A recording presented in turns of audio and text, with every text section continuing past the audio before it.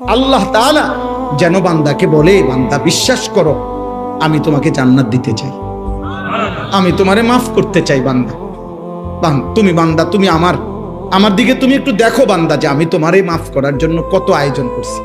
তোমারে মাফ করার জন্য আমি শবে বরাত এক রাত সাজাইছি, এক রাতে কোটি কোটি মাফ করি।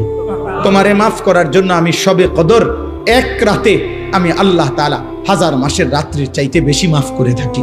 তোমারে আমি আল্লাহ মাফ করার জন্য এত বড় শ্রেষ্ঠতম রমজান মাস দিয়েছি, যার মিনিট মিনিট সেকেন্ড সেকেন্ড হীরা মণি মুক্তা মানিকের মতো আমি আল্লাহ সেজদা দিবা একটা, আমার ফেরেশতা লিখবে 70টা। আমি আল্লাহ রহমত দিয়া সাজাইছি, মাগফিরাত দিয়া সাজাইছি, জাহান্নাম থেকে নাজাত দিয়া সাজাইছি। আমি আল্লাহ বৃহস্পতিবার দিবাগত রাতে গুনাহ মাফ করে থাকি।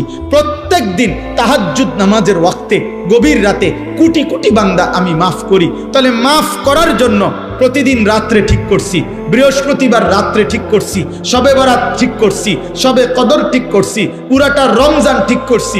এছাড়াও বান্দা 90 বছরের গুনাহ নিয়েও যদি কেউ আসে, আমি আমার বন্ধুকে বলছি, বন্ধু যদি সে সত্যিকার তওবা করে আমি একসাথে মাফ করে দেব। আসমান পরিমাণ গুনাহ নিয়ে আসলে মাফ করে দেব, পাহাড় পরিমাণ গুনাহ নিয়ে আসলে মাফ করে দেব, জমিনের বালুকণা পরিমাণ গুনাহ নিয়ে আসলে আমি মাফ করে দেব। তুমি এরপরে বলো বান্দা, আমি যদি তোমাকে জান্নাত দিতে চাইছি বলে কতভাবে আয়োজন করলাম, আমি আর কি বললে, আর কত সুযোগ দিলে তুমি জাহান্নাম থেকে মুক্তি পাইবা।